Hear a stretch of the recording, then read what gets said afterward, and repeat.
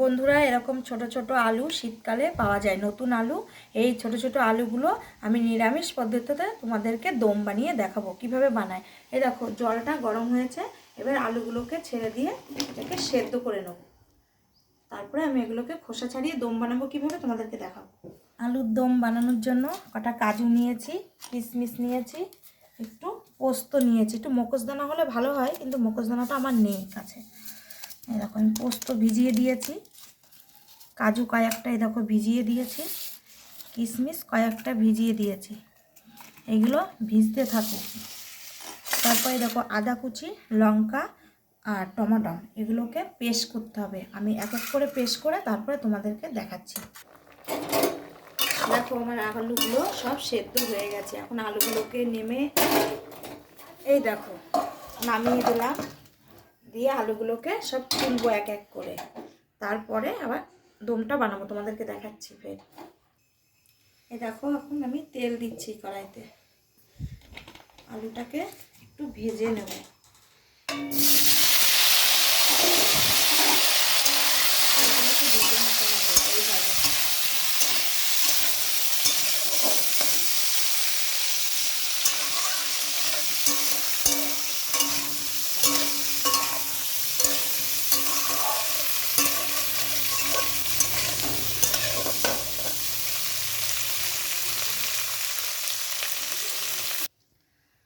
এই দেখো, এবার আমি কড়াইটা তেল দিলাম।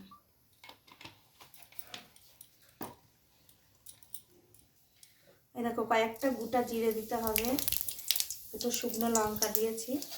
এবার তেলটাকে একটু নাড়িয়ে দিতে হবে।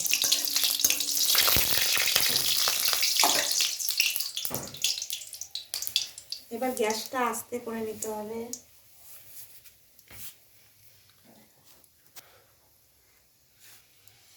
তারপর পেঁয়াজ রসুন বাটা দিতে হবে।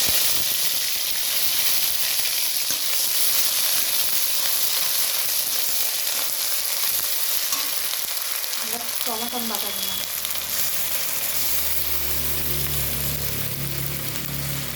আদা বাটা দিলাম, জিরে বাটা দিলাম, লঙ্কা বাটা দিলাম। এটা ঝালের জন্য দিলাম লঙ্কাটা, কাঁচা লঙ্কা আমি পেস্ট করে নিয়েছি লাল লাল দেখে।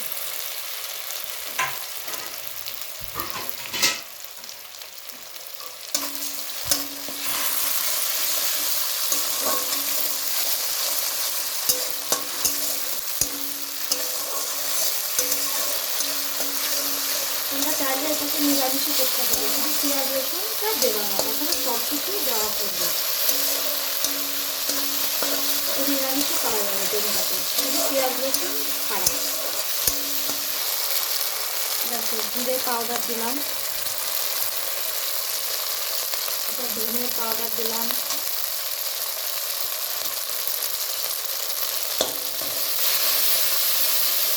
আমি 500 গ্রাম আলুর জন্য করেছি, তো ওটা মশলার পরিমাণটা কম। তোমরা দেবো না যেটা কম, তুমি পরিমাণ মতোই আমাকে দিতে হবে। দেখো, কাশ্মীরি লঙ্কার গুঁড়োটা দিয়ে দিলাম, কালারের জন্য দিলাম, এটা ঝালের জন্য।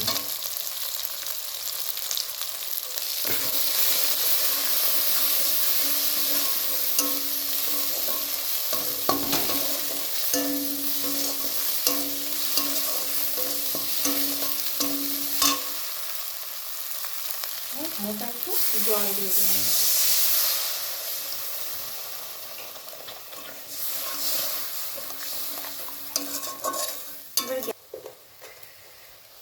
পরিমাণ মতো লবণটা আমি ভাজাতেই দিয়ে দিলাম। দেখো, তোমরা চাইলে পরেও দিতে পারো।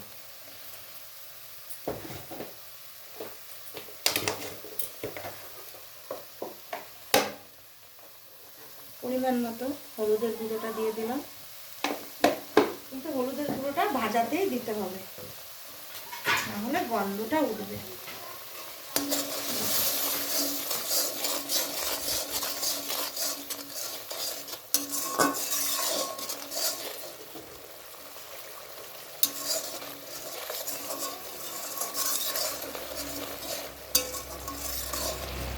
অরিগানো দিয়ে দিলাম। এরকম আমি একটা ছোট্ট প্যাকেট ব্যবহার করেছি।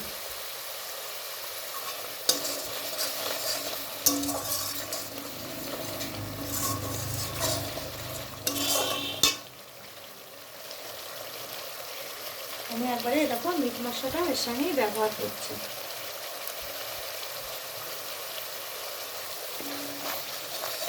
দেখো মশলাগুলো যে ভাজা হয়ে আছে, দেখো তেল ছেড়ে দিচ্ছে, ঠিক আছে? মশলাটা ভাজা হয়ে আসছে, তেলটা ছেড়ে দিচ্ছে, ঠিক আছে?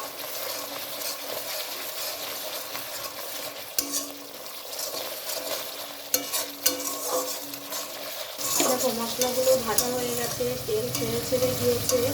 এই জন্য আমি এবার যে আলুগুলোকে লাল লাল করে ভেজে তুলে রেখেছি, ওই আলুগুলোকে দিয়ে দিচ্ছি।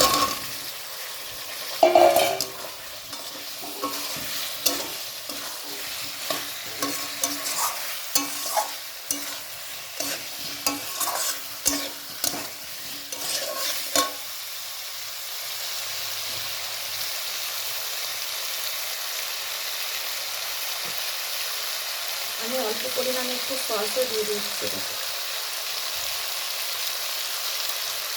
এবার যে মটরশুঁটিগুলো রেখেছি কয়েকটা ছাড়িয়ে এরকম দিয়ে দিচ্ছি। এটা কষাতেই দিচ্ছি যাতে কাঁচা কাঁচা গন্ধটা না আসে।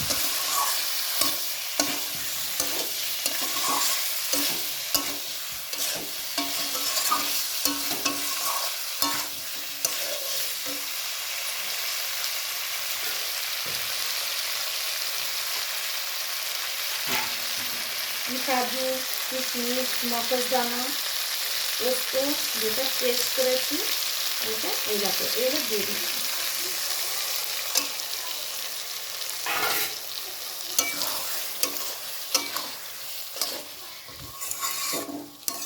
ওগুলোকে দিয়ে ধীরে ধীরে নাড়াতে হবে, তাহলে মটরটা ভাজা ভাজা হয়ে গেলে গ্যাসটা চলে যায়। তারপর আমি জল দেবো, জলটা একটু গরম করে নেবে, তাহলে খেতে টেস্টটা ভালো হবে।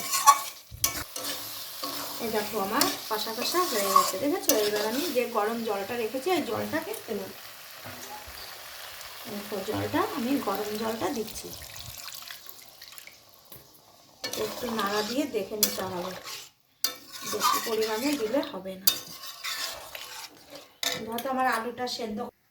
যেহেতু আলুটা সেদ্ধ করা আছে, আমার জলটা এখানে বেশি পরিমাণে লাগবে না, আমার এটুকুতেই হয়ে যাবে। দেখো দেখো আমার দম বসানো কমপ্লিট হয়েছে। এবার দমটা ফুটতে টাইম লাগবে একটু। দেখো আমার আলুর দম মাখা মাখা হয়ে গেছে, দেখেছো? এবার আমি একটু এর মধ্যে ঘি ফেলে দিচ্ছি।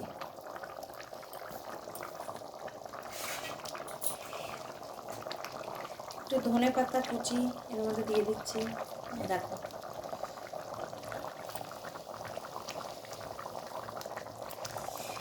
আমি এর আগে তোমাদেরকে মাংস বানিয়ে দেখিয়েছি না, মাংসতে যেমন দারচিনি, লবঙ্গ, গোটা জিরে, জায়ফল, এলাচ দিয়ে আমি একটা ভাজা মশলা বানিয়েছিলাম। সেই মশলাটাই আমার আছে বলে আমি আর আজকে বানাইনি। দেখো নামানোর আগে মশলাটাকে আমি দিয়ে দিচ্ছি, ঠিক আছে? তোমাদের বুঝতে কারোর অসুবিধা হচ্ছে না তো, আমি সব আস্তে আস্তে দেখিয়ে দিচ্ছি। দেখো আমার আলুর দম কমপ্লিট। দেখো এই আলুর দমের সঙ্গে কচুরি খেতে ভালো লাগে। আমি কচুরিটা পরে তোমাদেরকে বানিয়ে দেখাবো। তোমরা একটু সাবস্ক্রাইবার করে দিও, আমার পাশে থেকেও লাইক করে দিও, তাহলে আমি তোমাদেরকে ভিডিওগুলো দেখাতে পারবো।